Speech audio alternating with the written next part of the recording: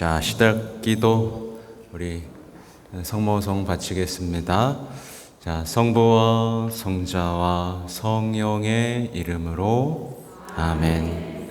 은총이 가득하신 마리아님, 기뻐하소서. 주님께서 함께 계시니 여인 중에 복되시며 대중의 아들 예수님 또한 복되시나이다. 전주의 성모 마리아님, 이제와 저희 죽을 때 저희 죄인을 위하여 빌어주소서. 아멘. 성부와 성자와 성령의 이름으로 아멘. 네, 반갑습니다.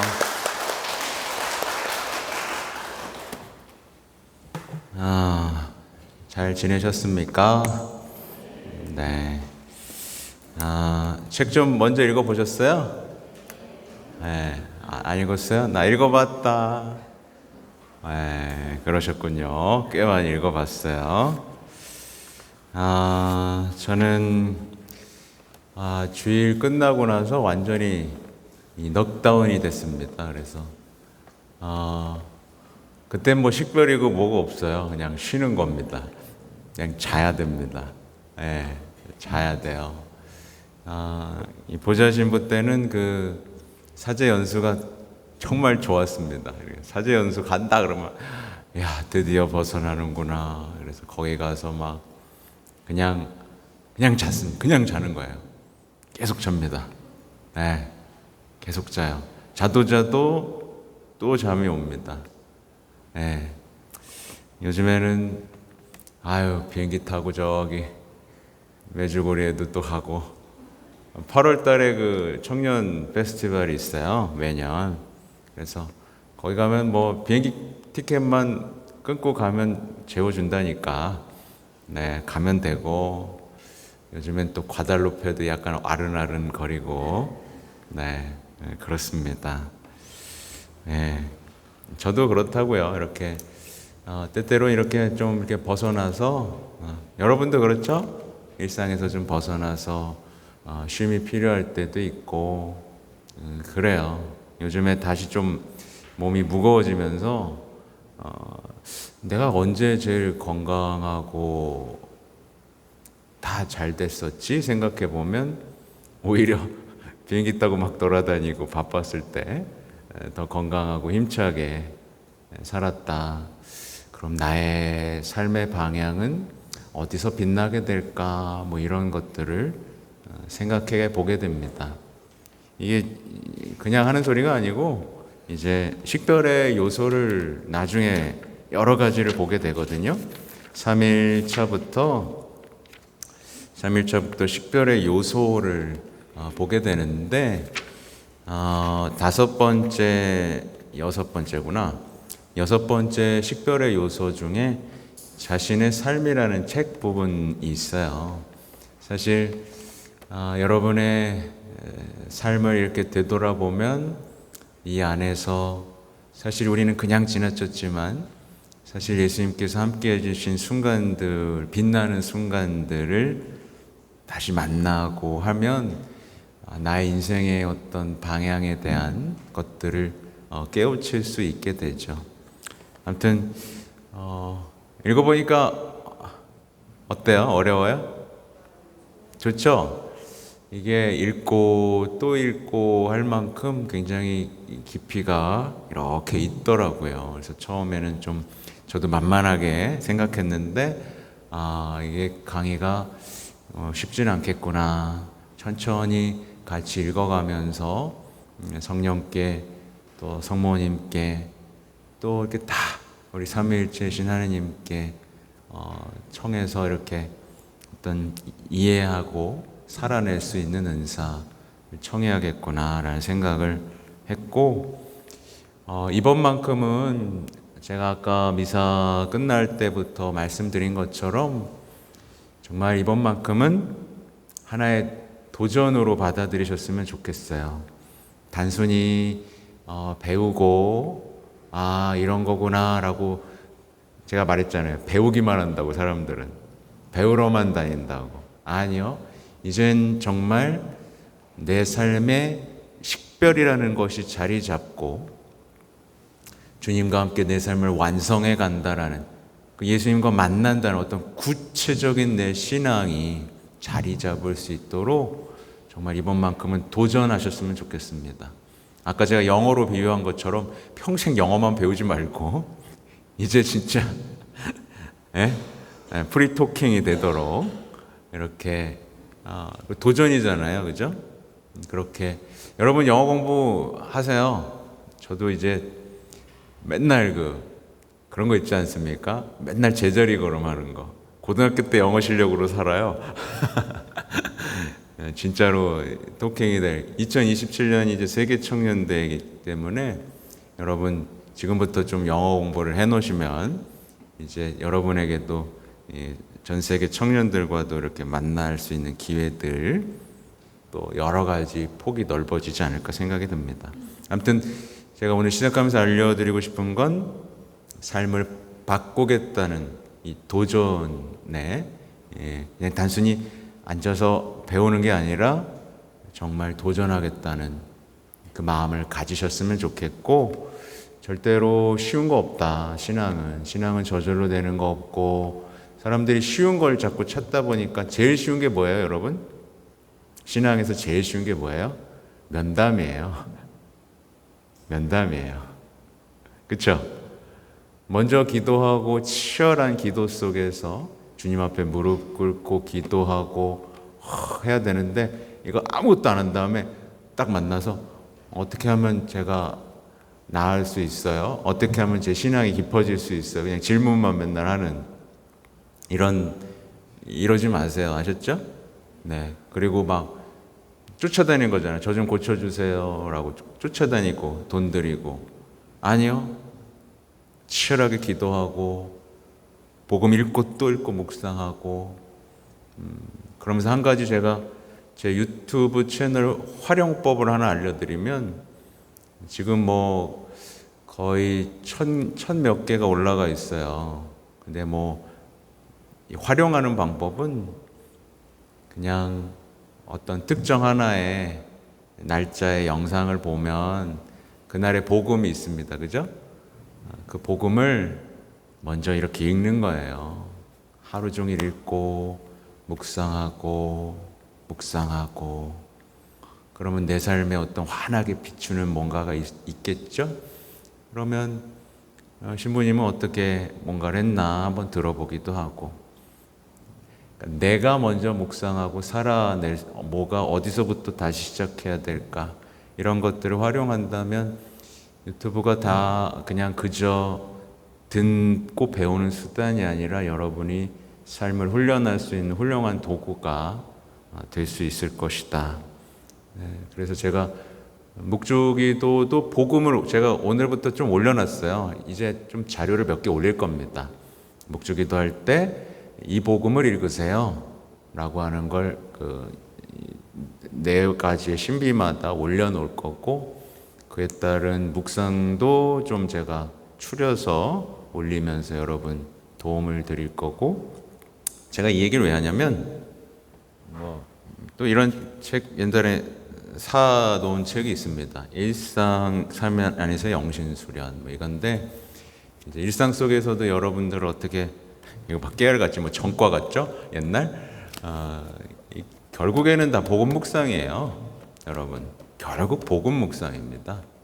네, 결국 복음 묵상이고, 그 깊이 들어가서 결국엔 깊이 내 삶에도 오시는 예수님과 관계 맺는 거예요.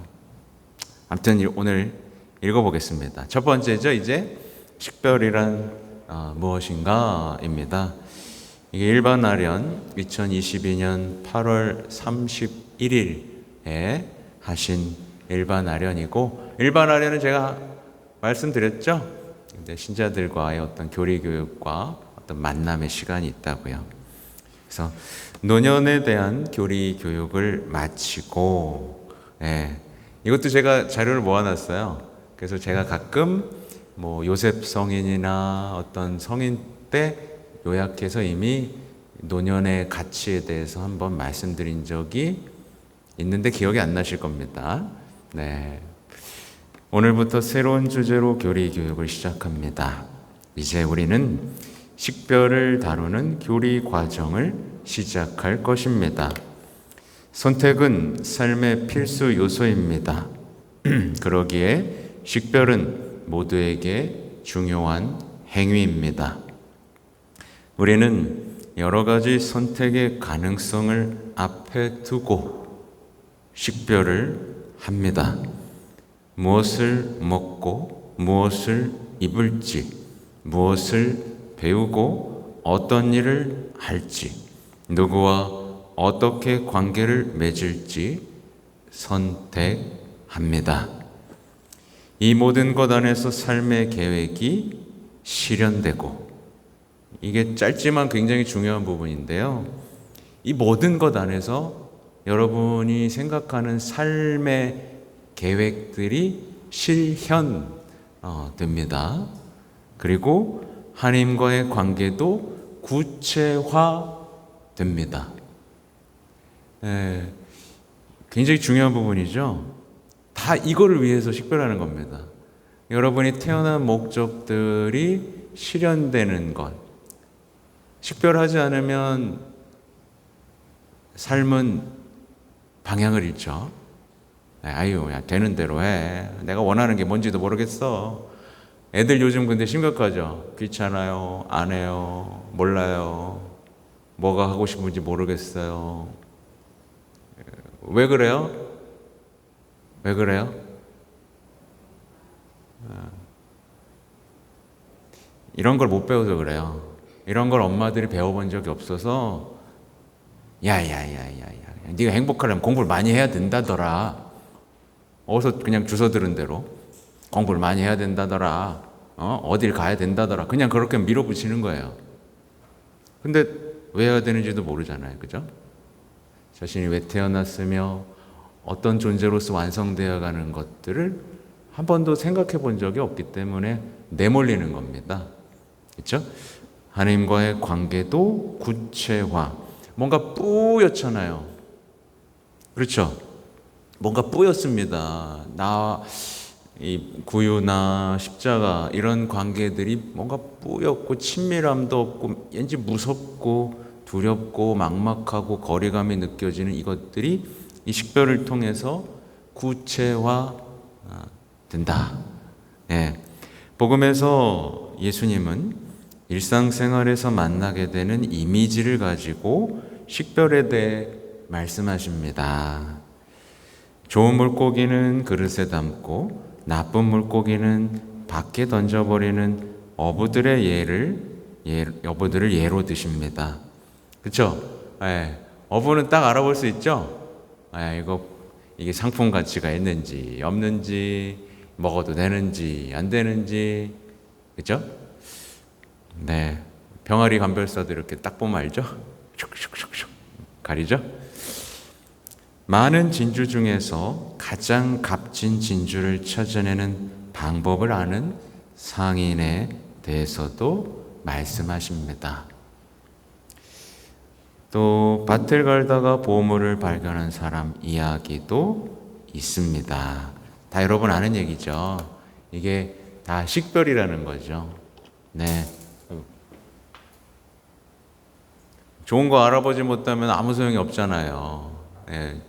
야, 이거 좋은 거래. 내가 볼 땐 별로 안 좋아 보이는데 이러면 안 되잖아요. 그죠? 이러한 예에 비추어 볼 때 식별은 그 자체로 적절한 순간을 포착하기 위한, 그러니까 이 얘기가 뒤에 나오겠지만 값진 전주를 보고 야, 저거 좋은 거다라고 하면 뭐예요? 뭔가 손해를 보고서라도 가져야 될 거 아니에요. 보물 발견하면 뭐예요? 야, 저기 보물이 있대. 그리고 지나가면 아무것도 아니잖아요. 그죠? 그 순간, 인생에서 중요한 순간을 포착하기 위한 지성, 전문 지식, 의지. 어떤 지적인 뭔가 있어야 되고 전문 지식도 있어야 되고 뭔가 실현하는 의지도 있어야 되겠죠. 이것들은 좋은 선택을 하기 위한 조건입니다. 즉, 좋은 선택을 하려면 지성, 전문 지식, 의지가 필요합니다. 그리고 식별을 효과적으로 하기 위해서 우리가 치러야 할 비용도 있습니다. 네, 비용이 있대요. 어부는 더 좋은 결과를 얻기 위해서 노고를 마다하지 않고 긴 밤을 바다에서 보내야 하고, 그래서 여러분도 지금 여기 온 것도 노고죠, 그죠? 여러분도 이 시간을 선택하신 거예요. 그렇죠? 이 시간에 뭔가 좋은 것을 얻어낼 수 있을 것 같다라는 도전을 하신 거죠. 다른 사람은 별거 없겠지라고 외면한 거겠고요. 뭘 하고 있을까요? 좋은 걸 하고 있길 바랍니다.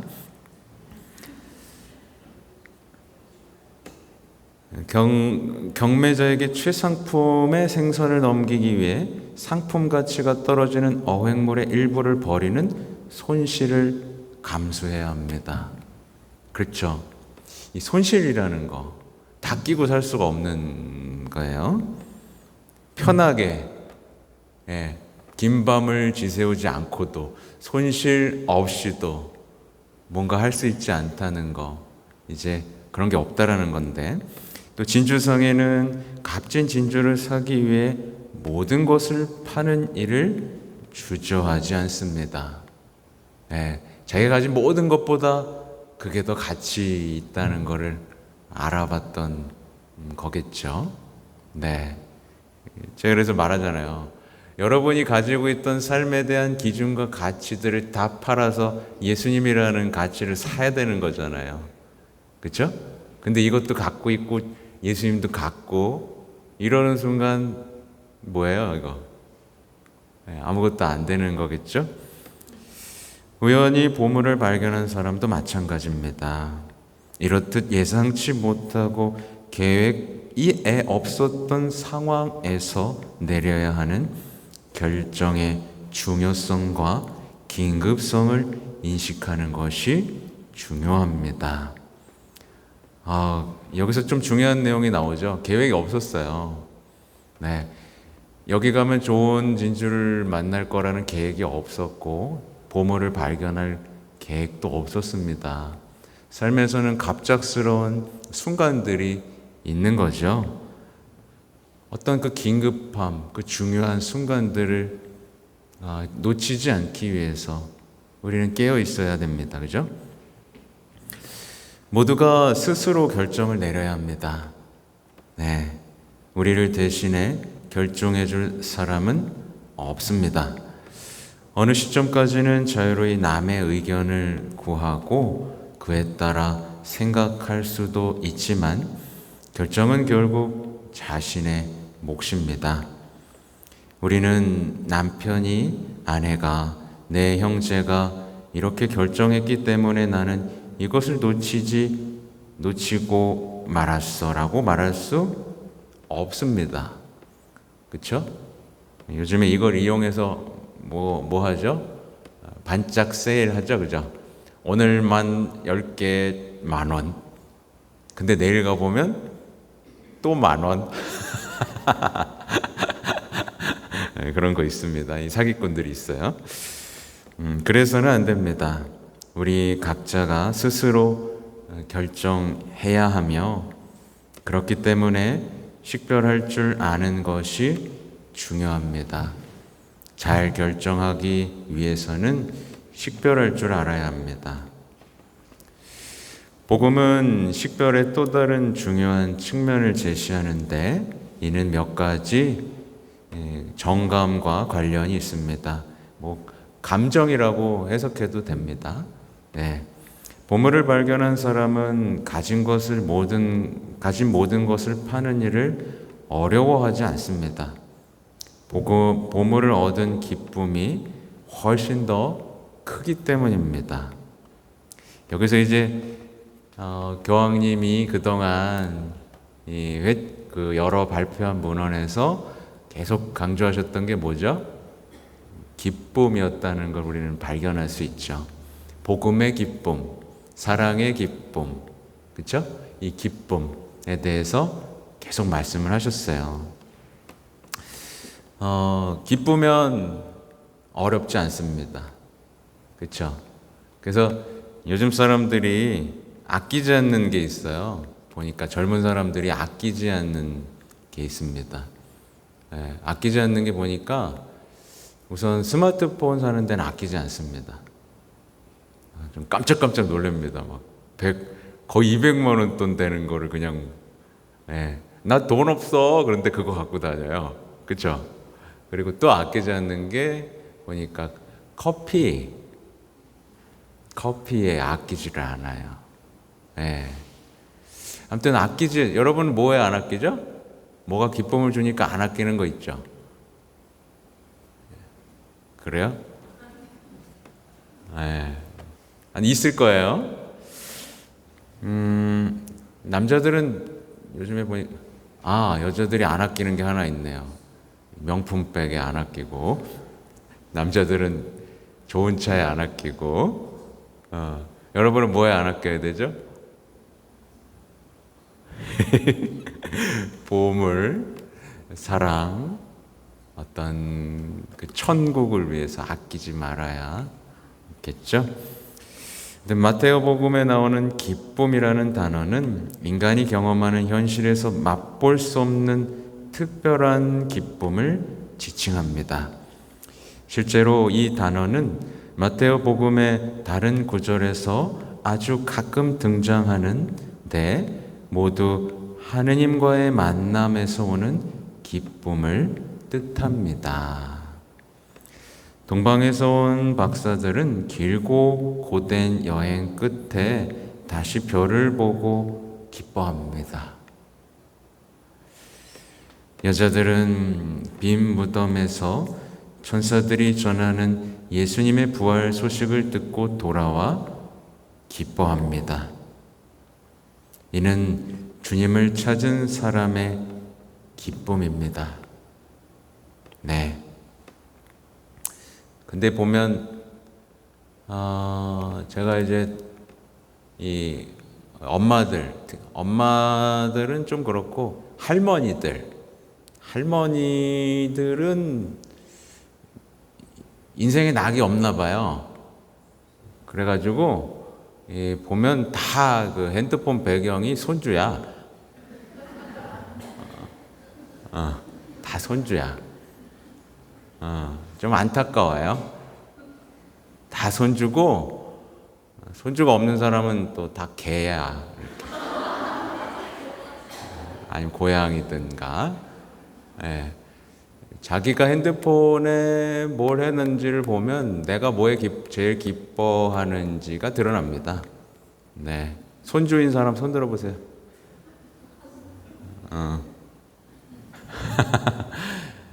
큰일 납니다. 손주는 기쁨은 맞긴 맞지만 여러분의 가장 큰 기쁨이 되어서는 안 돼요. 그렇죠? 그거는 이미 뭔가 아픈 거예요. 그렇죠? 이뻐서 볼 수는 있어. 그게 나쁘다는 게 아니에요. 근데 중심을 잃어버리면 안 됩니다. 혹시 배우자인 사람 있습니까?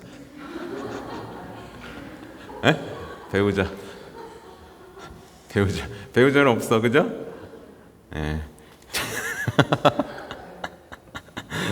자, 어디까지 했죠? 좋거나 올바른 결정을 내리는 과정 끝에는 언제나 기쁨이 있습니다.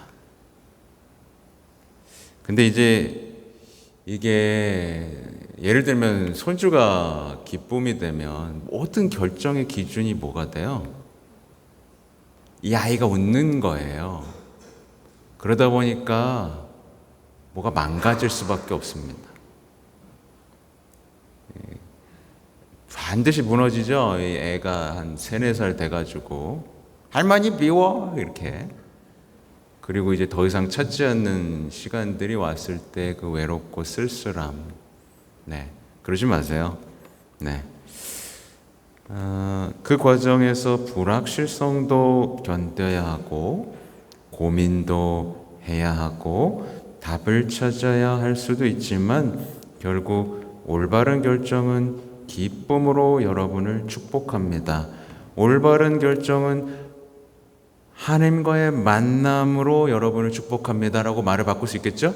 올바른 결정은 언제나 나의 주님, 나의 하느님, 주님이시군요 라는 그 기쁨을 충만하게 만듭니다. 지금 뭐 정확하게 생각나진 않는데 우리 사회 특징, 아까 제가 좀 특징 말씀드렸잖아요. 이상하게 그 공통된 가치, 보이지 않는 가치에 대해서 무감각하다고 말씀을 드렸는데 그래서 사람들이 자꾸 우리나라가 유난히 그 세계 1위 하는 것 중에 하나가 성형이라고 해요. 성형도 1위고요. 화장품 판매는 2위라고 하네요. 그만큼 근데 외모를 중시하는 거죠. 네. 근데 안타까운 건 대체할 게 없는 거예요. 대체할 게 없어요. 보이는 것만 보기 때문에.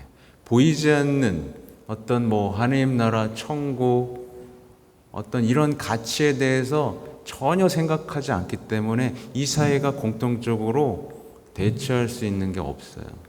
재밌는 현상들이 많이 벌어지잖아요. 초등학교 아이들부터 화장하고, 그렇죠? 네. 그 다음 또 뭐가 있죠? 요즘에는 좀 안 그런 것 같은데 옛날에 특정 상표를 다 교복처럼 입고 다니고 어떤 이 보이는 것 그리고 참견하고 그죠? 요 가치들 불확실해 보이고 보이지 않는 어떤 가치에 대해서는 전혀 생각하지 않는 삶의 방식들이 나 참 안타깝다. 네. 불확실성도 견뎌야 되는데 신앙은 좀 불확실한 거잖아요.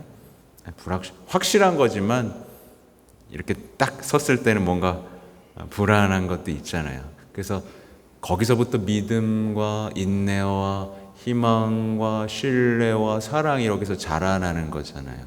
마치 이 흙에 묻힌 씨앗이 불확실 속에서도 확신을 가지고 뚫고 나오는 것처럼 말이죠. 아무튼 최후의 심판은 이제 하느님으로 넘어갑니다. 최후의 심판은에서 하느님은 우리를 대상으로 커다란 식별을 하실 것입니다. 농부, 어부, 상인의 이미지는 하늘나라에서 일어나는 일의 예시입니다. 하늘나라는 우리의 일상 삶과 행동 안에서 드러나며 그때마다 우리에게 어떤 태도를 취할 것을 요구합니다. 따라서 식별하는 법을 아는 것은 중요합니다. 훌륭한 선택이 언뜻 부차적인 일로 보이지만 결정적인 것으로 판명되는 상황에서 발생할 수 있습니다. 예를 들어 안드레아 사도와 세례자 요한이 예수님을 처음 만났을 때를 생각해 봅시다. 이 만남은 랍비 어디 묵고 계십니까? 라는 단순한 질문에서 비롯됩니다.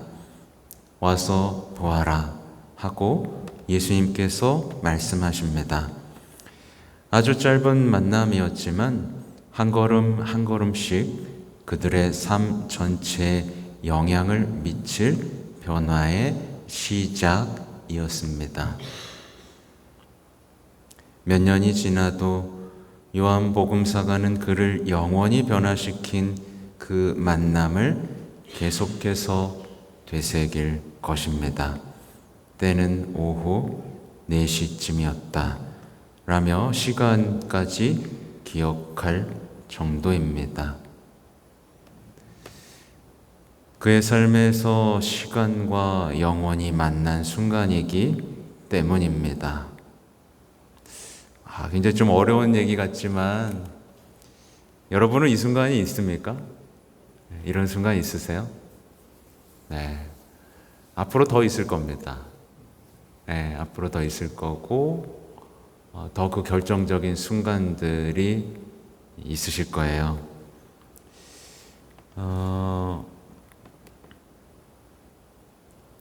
바로 현재 길과 영원한 길이 만나는 것입니다. 식별의 길을 걸은 후에 내린 올바른 결정은 바로 시간과 영원의 만남입니다. 이 말이 좀 이해하기가 쉽지 않죠, 그죠? 네.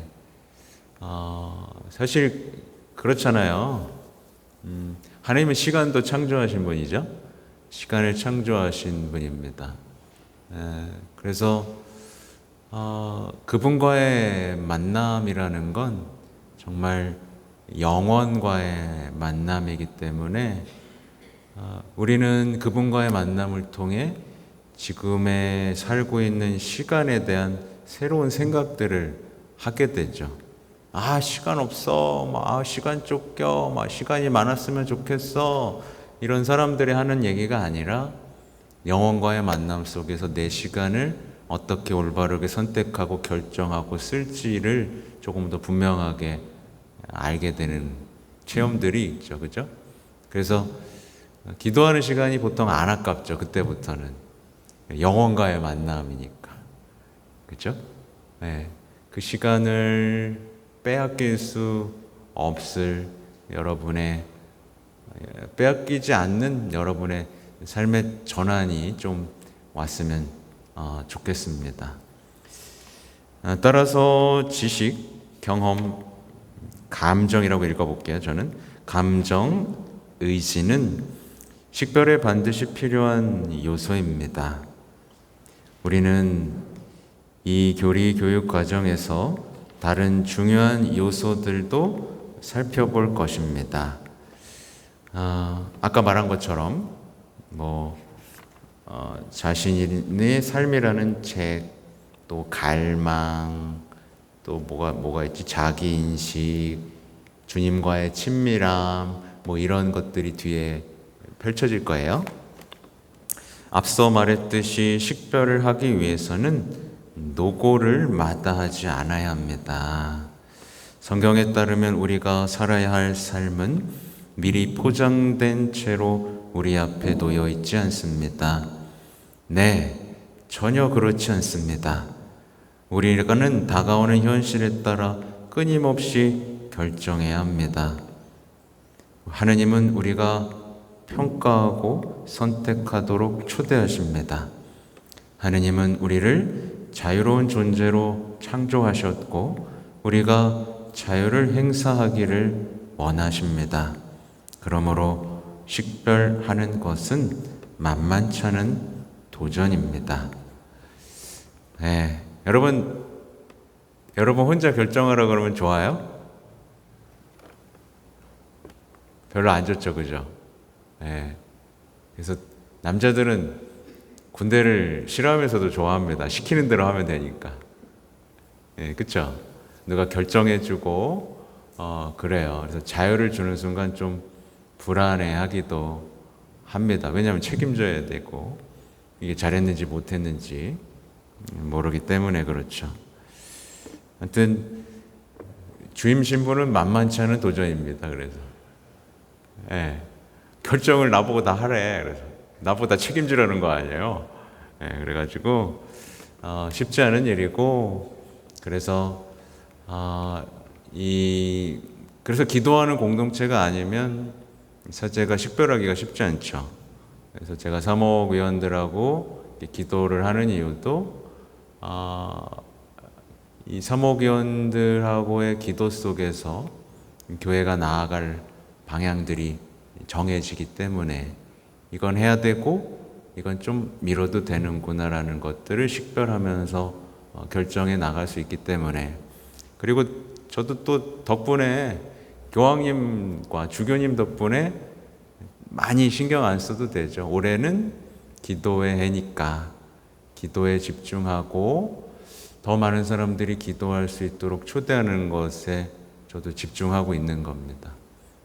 아무튼 여러분 아빠로서 또 결정해야 될 것들이 많이 있을 테고, 엄마로서 결정해야 될 것들, 자녀로서 결정해야 될 것들. 근데 거기에는 잘 결정하셔야 돼요. 아셨죠? 그걸 위해서 이제 하나님 기쁨을 위해서, 혹시라도 하나님과의 만남을 위해서, 그리고 영원한 삶에서 하나님과의 만남을 위해서 그 기쁨을 위한 선택을 하기 위한 지금 훈련을 하고 있다라고 보시면 됩니다. 근데 이걸 배우지 전에는 아마 기분에 따라, 그죠? 기분에 따라, 혹은 욕망에 따라, 혹은 유행에 따라 이렇게 결정을 해오셨을 거예요. 근데 이제 진짜로 제대로 결정해야만은 순간들이 이제 우리가 이제 연습하는 거죠. 우리는 겉으로 좋아 보였지만 실제로는 그렇지 않은 것을 종종 선택합니다. 우리에게 정녕 좋은 것이 무엇인지 알면서도 그것을 선택하지 않는 경우도 있습니다. 인간은 동물과 달리 실수할 수 있고 올바른 선택을 하지 않을 수 있습니다. 성경은 첫 페이지부터 이것을 보여줍니다. 하나님은 인간에게 정확한 지침을 내리십니다. 내가 살고자 하면, 삶을 누리고 싶다면 너는 피조물이며 선과 악을 가늠하는 기준이 아님을 기억하여라. 내가 선택하는 것이 너에게, 이웃에게, 그리고 세상에 어떤 결과를 미칠 것인지 생각하여라. 여러분은 지구를 웅장한 정원으로도 죽음의 사막으로도 만들 수 있습니다. 근본적인 가르침은 하느님과 인간 사이의 이 첫 번째 대화가 우연이 아니라는 것입니다. 곧 주님께서 사명을 주시니 여러분은 이것저것을 해야 합니다. 인간은 한 걸음 한 걸음 내디딜 때마다 어떤 결정을 내려야 할지 식별해야 합니다. 식별은 우리가 결정을 내리기 전에 해야 하는 생각과 마음의 성찰입니다. 식별은 수고스럽지만 우리 삶에 꼭 필요한 일입니다. 그것은 내가 나를 알고 지금 여기에서 나에게 무엇이 좋은지를 아는 것입니다. 무엇보다 하느님 아버지와 자녀 간의 충실한 관계가 요구됩니다. 뒤에 나오겠지만 여러분을 아세요? 여러분을 아세요?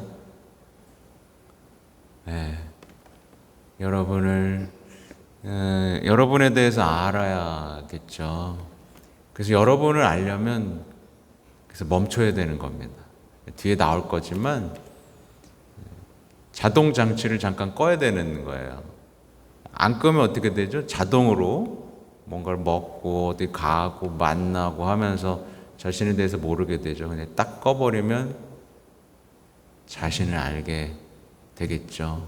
특히 나보다 더 나를 잘 아시는 분 앞에 고요히 머물 때 우리는 자신을 알게 되겠죠. 그리고 정말 나를 알고 지금 여기서 나에게 무엇이 좋은지, 무엇이 가장 좋은지, 여러분에게 지금 가장 좋은 게 뭘까요? 근데 이런 것들에 대한 이제 질문들이 펼쳐지는 거예요. 우리 너무 바쁘게 살았잖아요. 그죠? 여기 계신 분들 참 바쁘게 살아오셨을 텐데, 그리고 무엇보다 아버지와 하느님 아버지 자녀 간의 충실한 관계. 그렇습니다. 하느님은 아버지시며 하느님에 대한 얘기를 이제 하실 건데요. 우리를 혼자 내버려 두지 않으십니다. 항상 기꺼이 조언하시고 우리를 격려하시며 받아주십니다. 그러나 결코 자신의 뜻을 강요하지는 않으십니다. 예. 근데 이번 주 제가 강론 때 말씀드렸죠? 예, 가까이 있는 걸 좋아하지 않는다고. 가까이 있는 걸 좋아하지 않고 내 마음대로 막 하고 싶은 거 다 하다가 어려워 있을 때만 도와주세요. 그러면 딱 와서 도와주고 다시 가. 내가 또 혼자 신나게 사는 거야. 네. 그런 하느님을 혹시 원하고 있지 않습니까? 아니죠? 네. 아버지이고 혼자 내버려 두지 않고 기꺼이 조언하시고 격려하시고 받아주시고 강요하지 않으시는 아버지. 왜 그럴까요? 우리가 그분을 두려워하기보다 사랑하기를 원하시기 때문입니다. 결국 이 부분에서 저는 치유가 일어난다고 생각합니다. 이 부분에서의 치유. 예.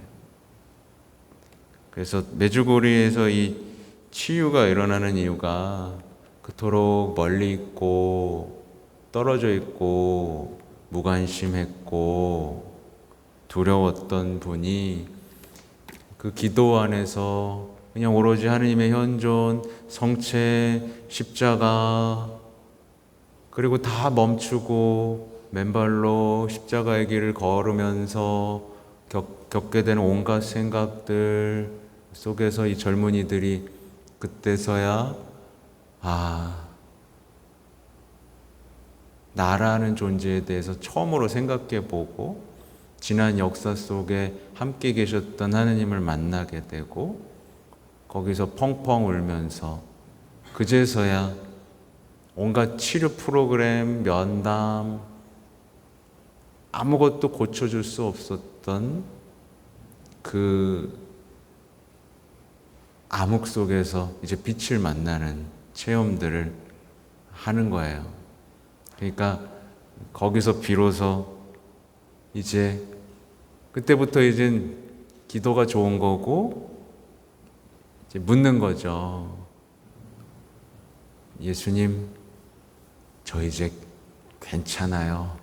이제 뭘 하고 살아야 될까요? 저 다 드릴 수 있어요. 저 이제 아깝지 않아요. 제 존재 의미가 뭔지 알겠어요. 그러니까 거기서 성소들이 막 터져 나오기 시작하는 겁니다. 저 이제 주님을 위해서 살아볼게요.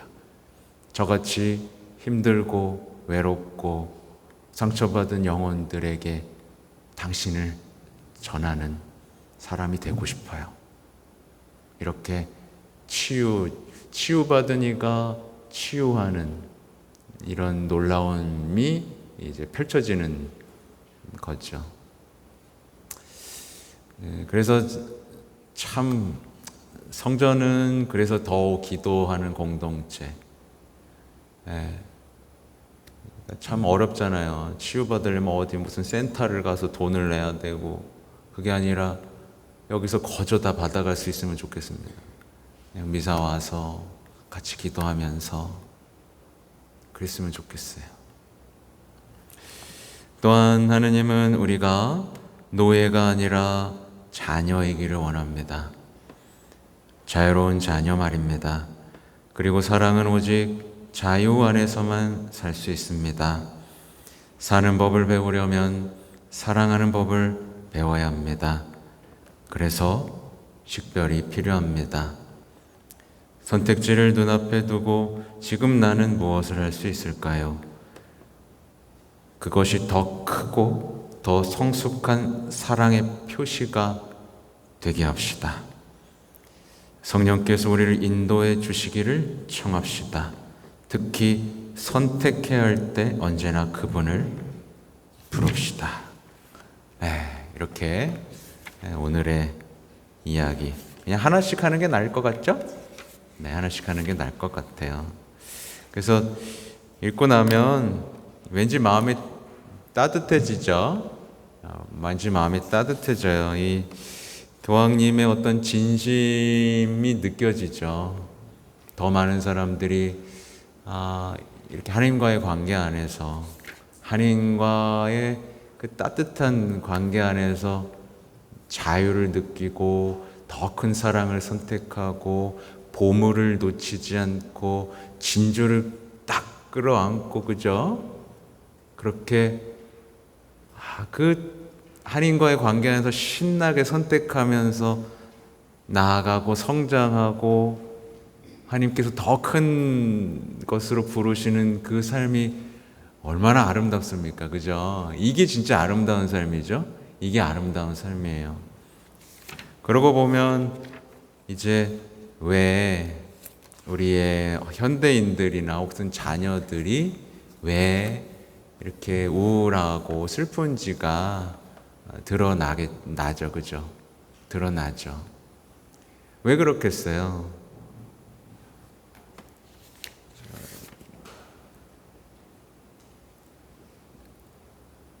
뭐랄까, 한마디로 표현하기 좀 어렵지만 감이 오죠.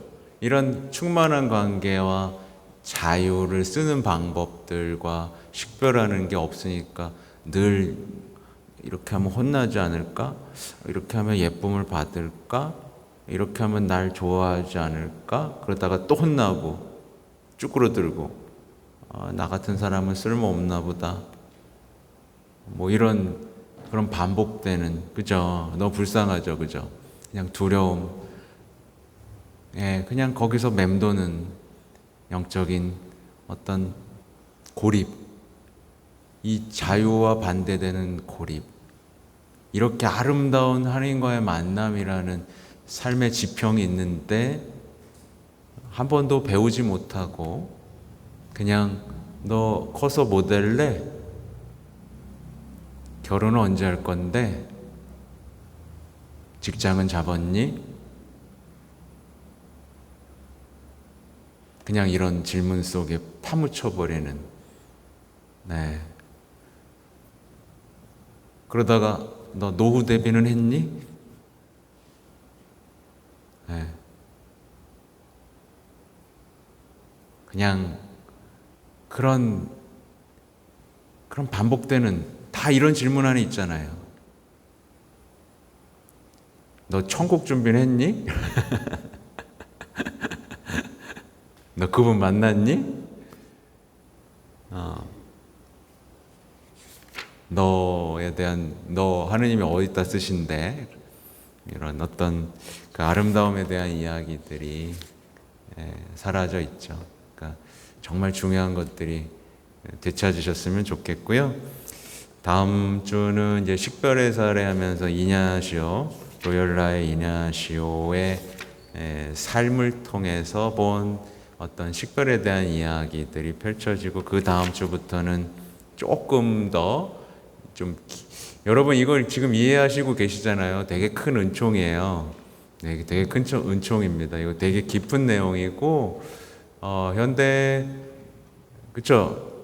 잘 생각해 보세요. 여러분 이런 내용의 가르침을 들어본 적 있으세요?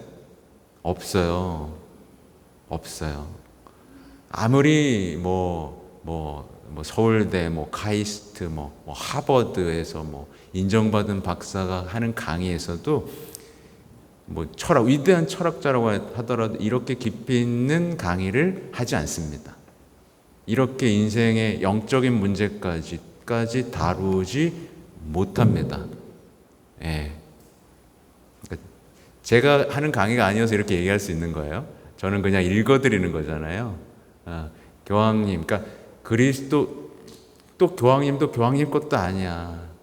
예수의 그리스도 그 역사 속에서 다듬고 다듬어지고 했던 그 보화란 말이에요. 그러니까 여러분 자부심을 가져야 돼. 딴 거 쳐다보지도 마세요. 이걸 듣고 나면 이제 그런 강의들이 되게 시시할 거예요. 여러분이 그분보다 못 배웠지만 이렇게 해야 할 거예요. 아유, 뭘 모르는구만. 뭘 몰라.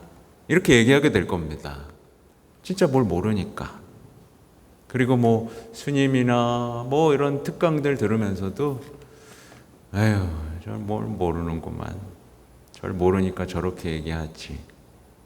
저게 다가 아닌데 라고 얘기하게 될 거고, 여러분이 좋아하는 드라마를 보면서도 아유, 저 식별을 몰라가지고 저렇게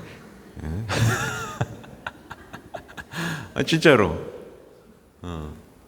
이런 현상들이 많이 벌어질 거예요. 뭐 위대한 문학이라고 해서 뭐 이건 꼭 봐야 됩니다라는 걸 보면서도 이게 왜 위대하지?